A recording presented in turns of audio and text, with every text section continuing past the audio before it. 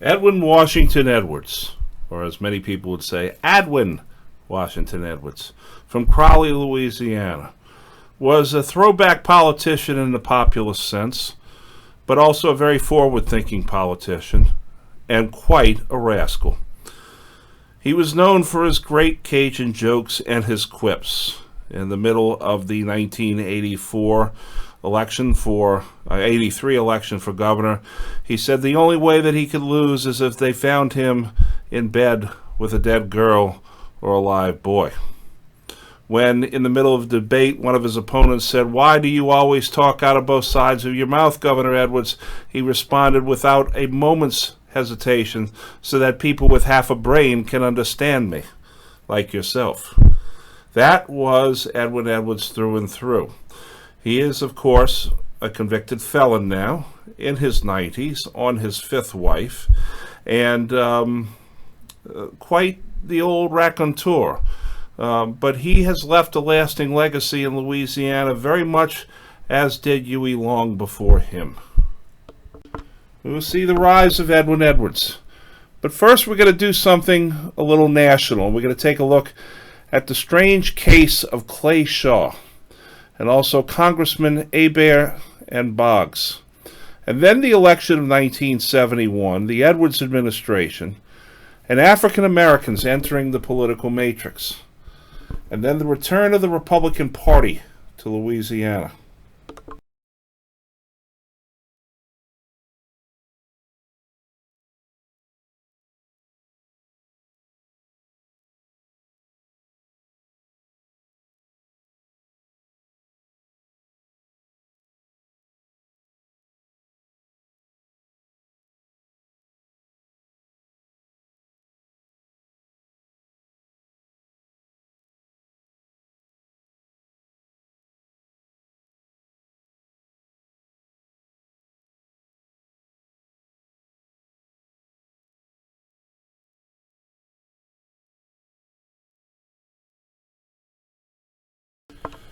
The strange case of Clay Shaw centered on the assassination of President John F. Kennedy. Jim Garrison, district attorney for Orleans Parish, indicted Clay Shaw, a New Orleans businessman and prominent member of the New Orleans gay community, for participating in the conspiracy to kill John F. Kennedy. They arrested Shaw. The trial became quite a circus. Testimony was based on a witness who testified under hypnosis and the use of truth serum, neither of which are recognized by the court. The case wound up in an acquittal for Shaw. But it was significant for a number of reasons. Number one, it allowed the famous Zapruder film to be released to the public. The Zapruder film was the film taken from the grassy knoll showing Kennedy in the car grasping at his throat as the first bullet hits his neck, and then the second bullet exploding his head into blood. Even though Shaw was acquitted, he was ruined. He died in 1974. It also did not bode well for Garrison, who came out looking buffoonish and like a clown after this. And he was defeated in 1973 by Harry Connick Sr. Later, however, Garrison became a state judge, and he actually had a small role in the movie The Big Easy. They, of course, made a movie about the Clay Shaw trial, starring Kevin Costner as the heroic Jim Garrison, and Clay Shaw, the nefarious depiction of him by Tommy Lee Jones. It's highly fictional. What we believe now today is that Shaw and Garrison had, shall we say, a friendly relationship that Garrison wanted to take to the next level. And Shaw rejected him, and for this, Garrison went after Shaw with all that he had.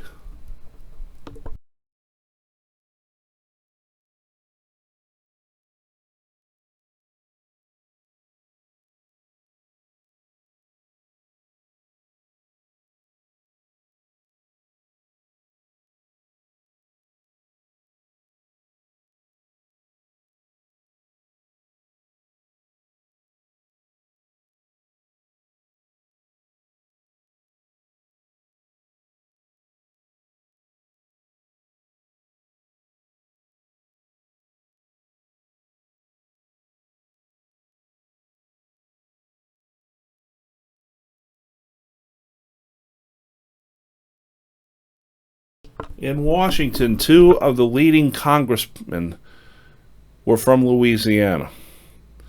Felix Edwards, known as F. Edward Hebert, who lived from 1901 to 1979, was a graduate of Jesuit High School and then Tulane University. He started as a journalist for the New Orleans States, and he was part of the investigative team that brought down Richard Lesh. He was elected to Congress in 1940, and he served until 1976. He was the longest-serving Louisiana member of Congress. He signed the Southern Manifesto, which was showing opposition to the Brown v. Board of Education decision. He was very powerful. He was chairman of the House Armed Services Committee. But many people saw him as too compliant with the Pentagon and President Lyndon Johnson, the same way that many people today are seeing some senators and representatives as too compliant with the current administration. As chair of the House Armed Services Committee, he tried to extend the duration of service of soldiers in the Vietnam War. He even tried to have the reserves called up at one point. But he was ousted as chairman by a young cadre of congresspersons led by a congressman from Acadiana by the name of Patrick Caffrey. Eventually, Hebert left office in 1976. He was succeeded by Richard Tonry of St. Bernard Parish, who was then convicted of bribery and mail fraud and removed from his office. And when he tried to run again for it, he was defeated by Bob Livingston, who became a very powerful member of Congress and was tapped to become Speaker of the House of Representatives before he too fell from grace.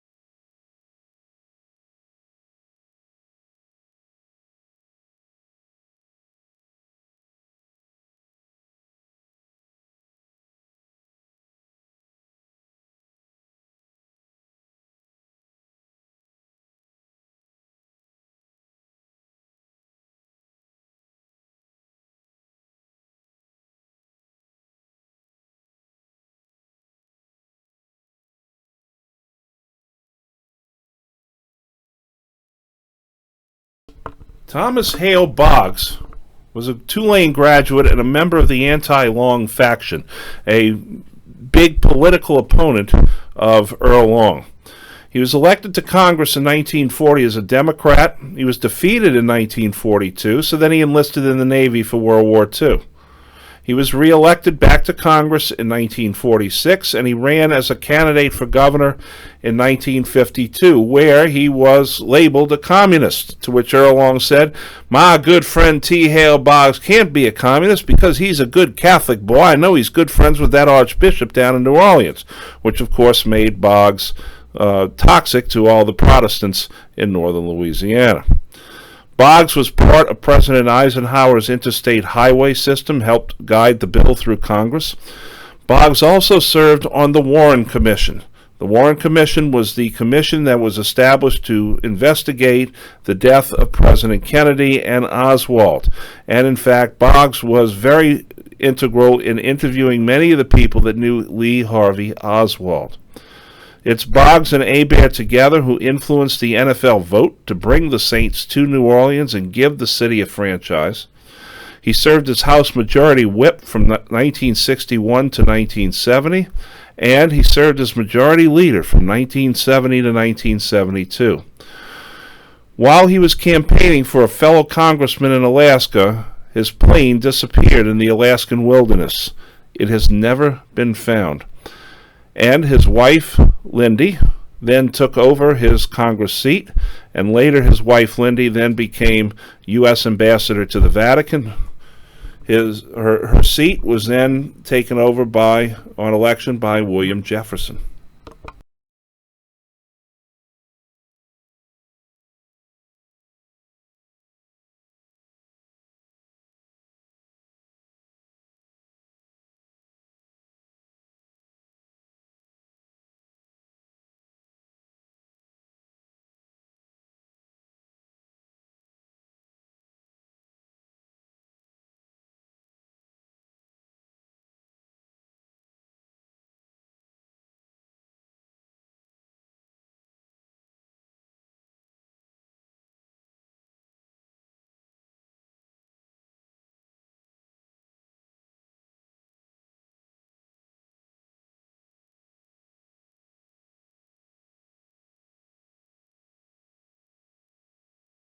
So now we turn our attention to the great election of 1971.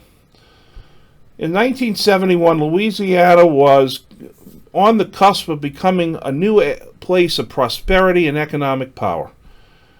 Improved race relations, oil and gas revenues were filling the state coffers, and people from outside the state were looking to come into Louisiana, one of which was a man by the name of Walt Disney, who was looking to put a new theme park in New Orleans East. He went to Orlando instead, and politics were the reason for that. By 1982-83, Louisiana had changed. There was a massive budgetary shortfall.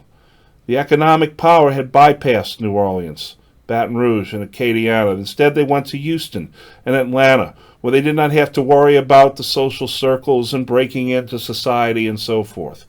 And then, of course, there was the oil bust of the 1980s. And Louisiana and many elements in it failed to adjust to the progress of the time. And the long shadow of political corruption sunk the Disney project. It sunk New Orleans becoming the main headquarters for the oil industry. But hey, we had tourism, we had the French Quarter, we had Mardi Gras, and that's all we had left after a while.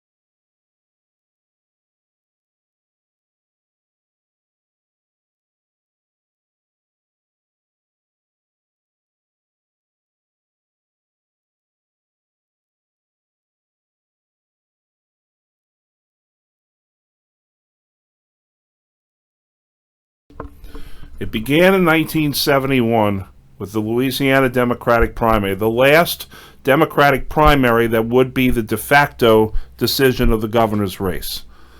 Jimmy Davis, age 71, was ready for yet a third term.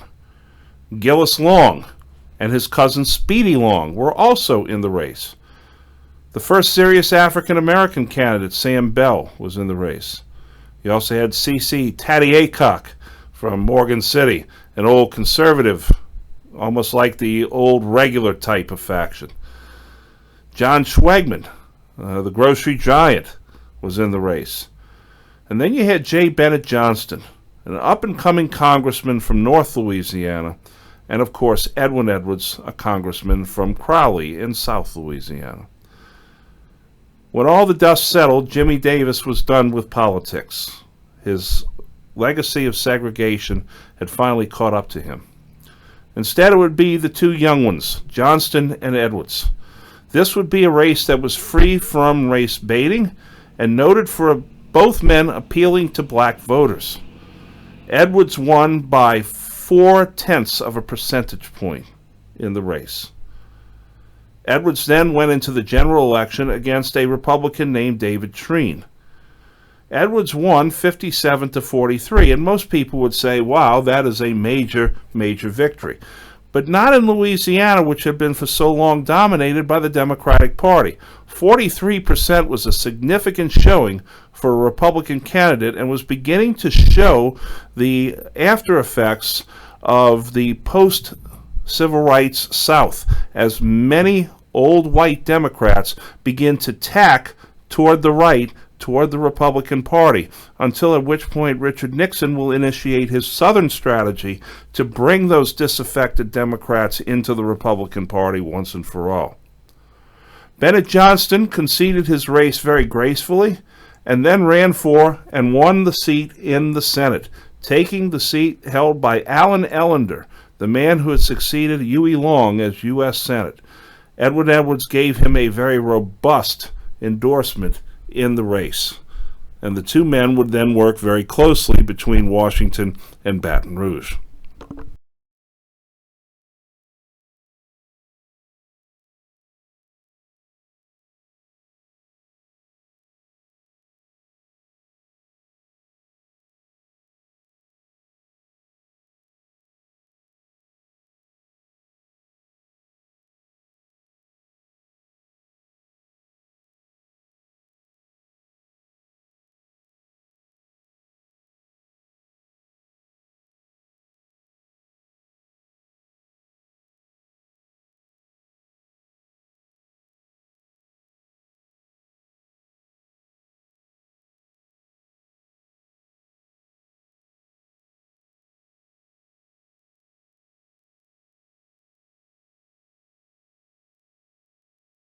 The new governor of Louisiana was charismatic in a crowd, but rather shy and reserved in smaller circles.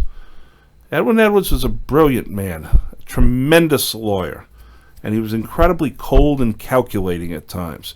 He was not the friendliest person one-on-one. He took your measure and sized you up before approaching. And Edwards associated himself with several questionable individuals in the state. But Edwards decided that the Louisiana Constitution needed yet another rewrite, and so he called a constitutional convention that made the Constitution shorter and more workable. He put in a very strong Bill of Rights that gave more preference to African Americans in politics, getting them closer to the full equality. There were home rule provisions, allowing parishes and more autonomy.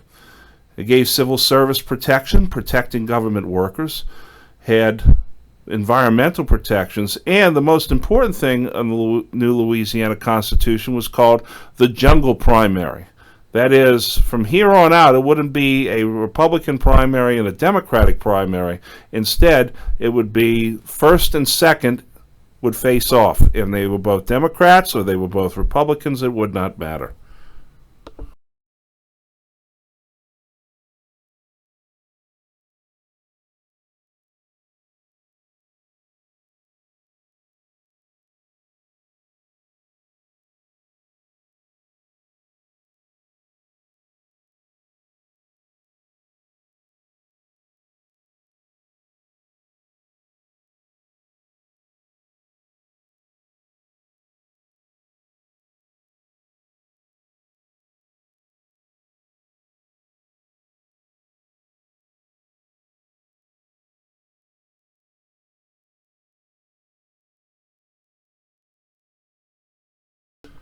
Edwards continued the program of his predecessor, John McKiffin, and helped bring the Louisiana Superdome into reality. There you see it being built in the 1970s. It was started construction in 1971. It was finished in 1975. It was built partially on an old railroad yard off of Poydras Street, which was a rather out-of-the-way part of New Orleans, and the other half was on a Protestant cemetery. Many people remarked that that's why the Saints did not win for so long, or even win a playoff game for even longer, because the ghosts of the Protestant cemetery were creating bad juju in the dome. And as a result of that, a voodoo priestess was brought in before the Saints' playoff game against the then St. Louis Rams in 2000, and then the Saints won the game. But I digress. Edwards increased the severance tax on oil and gas and minerals, which seemed like a very good idea at the time because we were producing some serious gas and mineral reserves. It changed the severance tax from volume to value. That meant that the tax could keep up with the fluctuations in the price of oil. It was a great deal of budget spending. Edwards was very much cut in the long mold that government provided services. Louisiana also enacted right-to-work legislation, which heavily undercutted unions in Louisiana. Many of the southern states have right-to-work legislations, which means that you do not need to join a union in order to get a job. Edwards was so successful in his first term that he won a second term with 63% of the vote in 1975. The jungle primary did not even have to go to a runoff.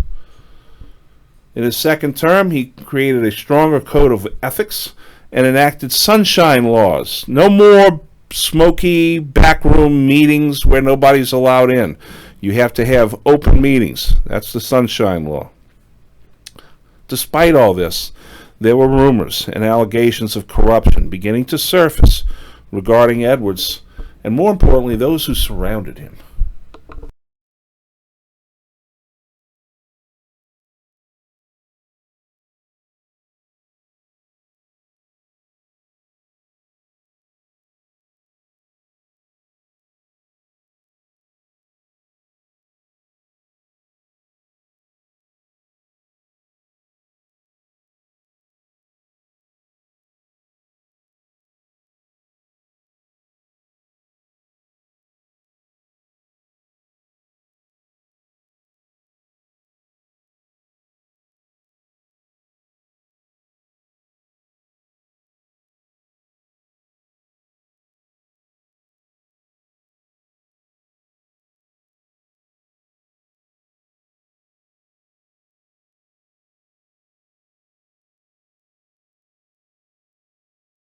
The 1970s was also a great time for African Americans as they entered Louisiana politics.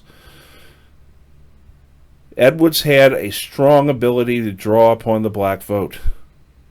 And some of the major African Americans in politics were Israel Augustin, Louis Charbonnet, and a New Orleans City Council person, and then a legislator, and then a council person again, Dorothy May Taylor. The famous Dorothy May Taylor, who once passed the Mardi Gras integration ordinance. The New Orleans mayoral race of 1970. Maurice Moon Landrieu, the father of the now former mayor Mitch Landrieu, proclaimed in the race against none other than James E. Fitzmaurice Jr. that he would hire African Americans in his administration, whereas Fitzmaurice said he would hire people of ability. And despite the fact that Fitzmaurice had a very good record with African Americans, Landrieu won and then proceeded to desegregate city government and public facilities. Landrieu was succeeded by Ernest N. Dutch Morial, the first black mayor of a major urban city in the United States. Morial was a law partner of A.P. Tureau. He was the first black legislator elected. He was a judge.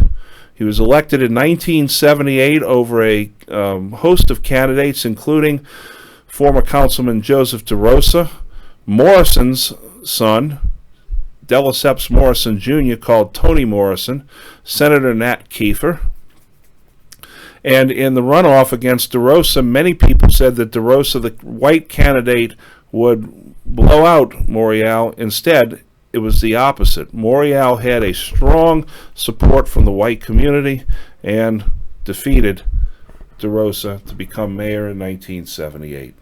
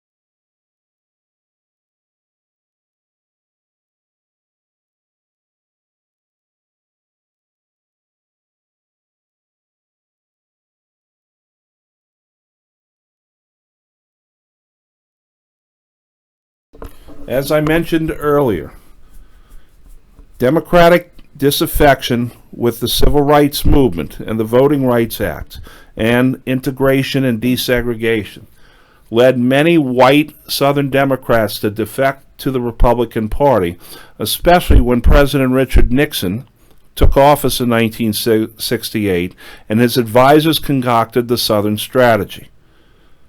This gave rise to why the South is now so Republican-red. Now, the first Republican congressman from Louisiana in the 20th century, representing the 3rd Congressional District, was David C. Treen. Then you had others follow in his wake. Henson Moore represented the 6th District. Robert Livingston represented the 1st District. And this was largely due to the rise of black power in the Democratic Party, and it was also helped by open elections law. Now, the election of 1979 now had a cast of candidates because they knew that Edwin Edwards could not run for another term. And so Treen positioned himself as the Republican candidate, and the Democratic candidates were led by James E. Fitzmaurice Jr., the lieutenant governor, who had passed up the chance to run for mayor of New Orleans because he had the idea that he was going to win the governor's race. Louis Lambert, a public service commissioner from Ascension Parish. Edgar Sonny Mouton from the north of Louisiana. Paul Hardy, Secretary of State from southwest Louisiana. E.L. Bubba Henry, who was the Speaker of the State House. Many people believed that this was the stolen election. At the end of the evening, Treen and Fitzmaurice went to bed believing that they were in the runoff. But Lambert finished second despite massive allegations of voting fraud. Several court challenges by Fitzmaurice proved unfruitful. For while it was well known that Lambert and his people had stolen this election, there was no evidence, hard evidence, to back it up in court.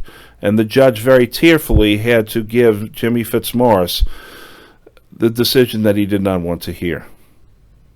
Treen went out well ahead of Lambert early in the polls, but then Lambert, with Edwards' help, began to climb back in. By the end of the election, Treen defeated Lambert very closely in the runoff. One of the byproducts of this election, because there was so much voting fraud going on, is that Louisiana updated its election voting machine system to the computerized version that you see today. Of course, now with Russian hacking, we may have to go back to the old way. Who knows?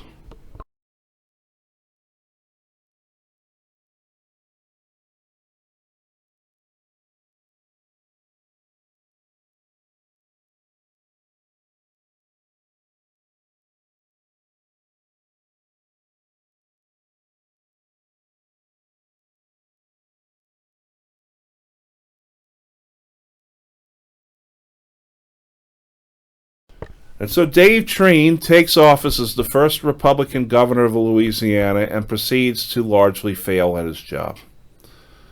It was largely a disappointment. He had large budget spending despite Republican reputation for conservative spending. There were numerous dubious expenditures that took place. The World's Fair in New Orleans in 1984 was one that was rife with corruption and overspending. He failed to secure tax fundings for the wetlands of the coast. And, bowing to the wishes of the National Republican Party and the strong surge from evangelical Christians, there was an attempt to institute creationism as part of the state science curriculum. Something that's still going on today.